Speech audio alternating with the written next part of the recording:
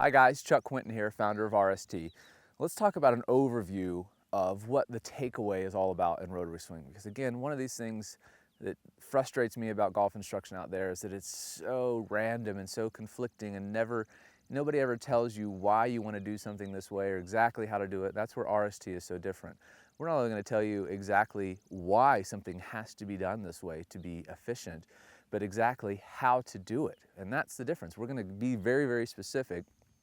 And with the takeaway, you've no doubt seen my 2-inch shoulder blade guide takeaway movement, which is profound because what I'm getting you to do is focus on you moving your body a tiny little amount in order to move the club a long ways. And in the takeaway, we're talking about 6, 7, 8 feet of movement of the club, but you don't try and move the club 7 or 8 feet. That's really difficult to control, and you start worrying about your hands and your arms and all of this stuff. There's all these moving components.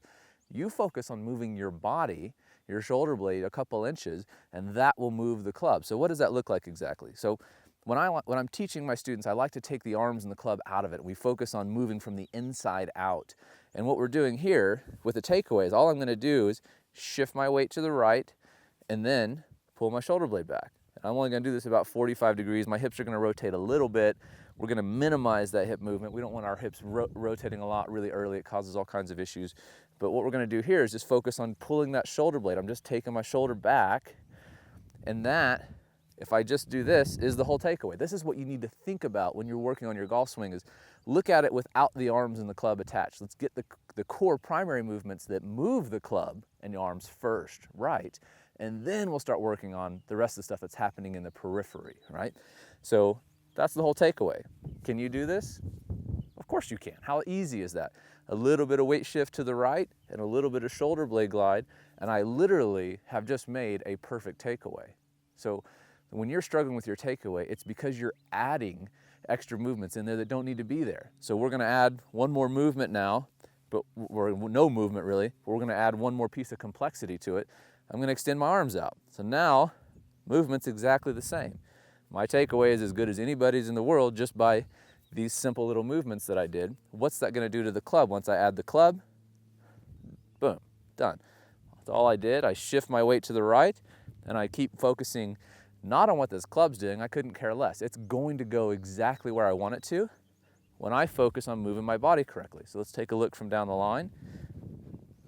We'll go back to this movement first. I'm shifting and pulling the shoulder back, and that moves the club. What did I do with my arms and hands? Basically nothing. They are being moved by my body movement, and the club is being moved by my hands. That's how you move the golf club, not by taking the club, and this is where everybody goes wrong in the takeaway, doing this with their wrists or trying to put the club back here. It's so difficult to do. You can't see what's happening back here, and you're focused on hitting a ball out here, not hitting it in the water or whatever. And so when you start doing this stuff and you're trying to go that way, it becomes impossible to monitor what's going on behind you. So you want to focus on just moving your body and creating this very simple movement that you can now see moves the club exactly where I want it to go in a perfect takeaway, just like all the tour pros, which is incredibly simple and efficient. My hands and wrists have done very, very little. A little bit of rotation, a little bit of wrist cock, as the club would feel really awkward and heavy if I didn't allow my wrist to cock. And that is all the takeaway that there is to understand.